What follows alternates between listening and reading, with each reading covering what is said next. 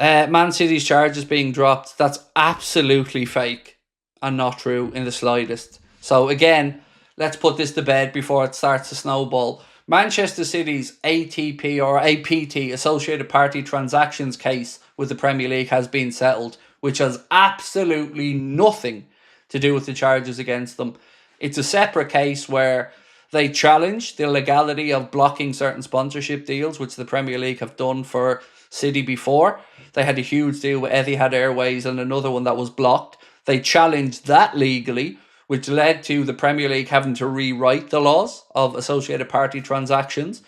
That was then challenged again by Manchester City. So what today's one was an agreement being reached. Now, we don't know what the agreement is, by the way, because again, there's this veil of secrecy around these things that for a sport that talks about transparency doesn't seem to be very transparent a lot of the time. But today's one was nothing to do with the charges. It was solely around associated party transactions or sponsorship deals. And we don't actually know what the result of it is because all we know is that it's been settled.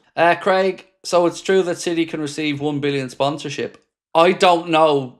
Like I said, I can't say to you what is agreed and what isn't because all that was told to us was that the case was settled. That's all that's been put out there into the media.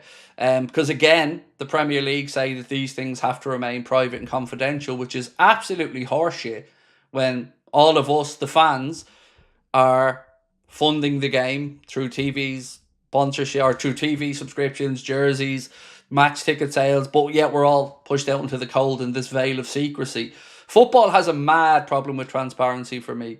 And it always has done, and it needs to be more open and transparent. And why shouldn't everybody involved in football know what this ruling was today between Manchester City and the Premier League? Why shouldn't we know how it was settled? I guess we'll find out if Manchester City are allowed to have these big sponsorship deals. But like I said, today, all that we found was the case was settled. We don't know. And again, it is nothing to do with the 130 odd charges against them. It's a separate thing altogether. Do the owners of Man City also own Etihad? Well, it's a state airline, I believe. So yes, technically.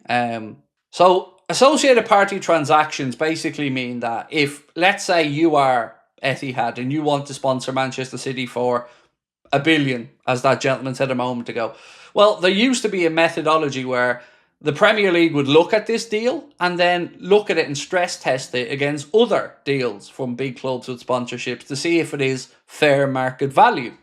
And that was in place for a long time. And that's why Manchester City were denied this sponsorship deal initially, because the Premier League looked at it and said that that isn't fair market value. But what we know was Manchester City went and challenged this. And initially, the way the rules were written were found to be illegal. So that was changed again. But what we don't know now is what the outcome is, except for it was settled. So in a world where we know roughly what sponsorship deals are, it's going to be very interesting to see, because Manchester City are nowhere near as big a club as they like to have the world believe, in my opinion. And you can see that with the lack of people inside the ground a lot of the time. Liverpool could command huge fees. United could command huge fees. Manchester City's one's going to be interesting to look at because I do believe it will be inflated. I do. I don't think they're going to get market value for how big they are as a club compared to their owner's wealth. So yeah, I think it's going to be frustrating for us, but it is what it is.